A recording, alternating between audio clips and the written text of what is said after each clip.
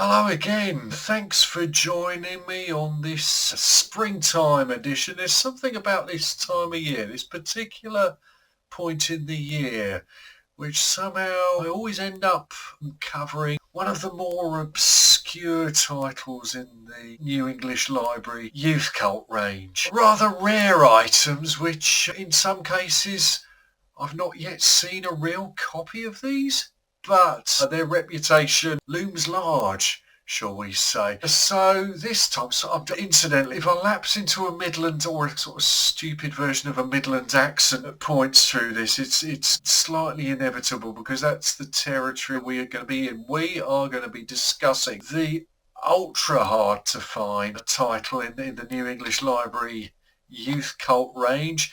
We're going to be talking about Richard Allen's Dunderheads. Dunderheads.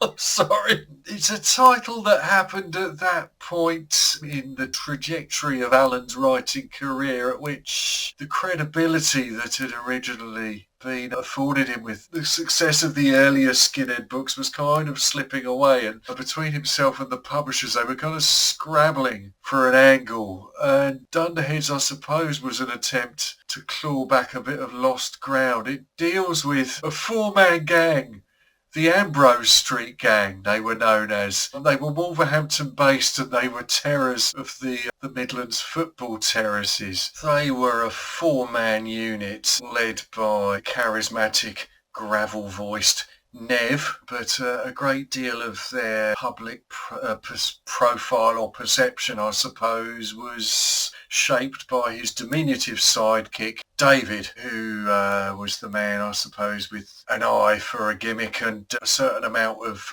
sartorial flash, if you like. They were ably backed up by the muscular duo of James and Donald, and for a period the Ambrose Street Gang dominated and terrorised the football terraces of Wolverhampton and surrounding towns. However, unusually for a Richard Allen title, I suppose, there's this story comes with there's a challenge to the veracity of this particular gang. Their credibility as a real life, as a genuine crop-headed unit of football thugs is undermined within this narrative on the subplot that it's like they're not really into it. They've been put up to it by this mysterious manipulative character. He comes from the northeast and his name is Chaz.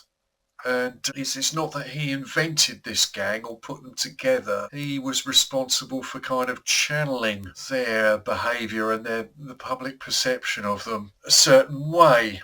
And the kind of crophead football thug shtick actually wasn't their thing, and that secretly they were long hairs. The Roundheads were really cavaliers. Now, this is further undermined by the revelation at a certain point in the book that Jimmy secretly plays violin at home. Now, this title, it was controversial and fairly quickly pulled from the shelves, I believe, not so much for the violence that occurred in it, but there was a particular scene in it in which Nev, against his better judgment, he agrees to take part in something that he has cause to regret for some years afterwards.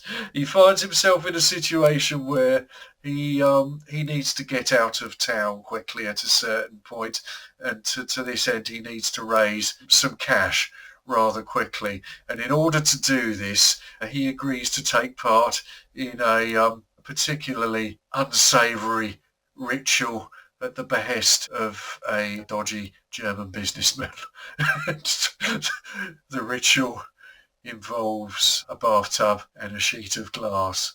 I'm not going to draw a diagram at the end of that chapter. It closes famously with the words, "I'm not proud, but I needed the money." So that's Dunderheads, not really one of Richard Allen's greater successes, and I wish you all the best in locating a copy. If you do, I want to see a scan of that. But in the meantime, I will be back later in the month with, I suppose, rather more conventional content. So in the meantime, yeah, here's to the end of winter, and Merry Easter, everybody.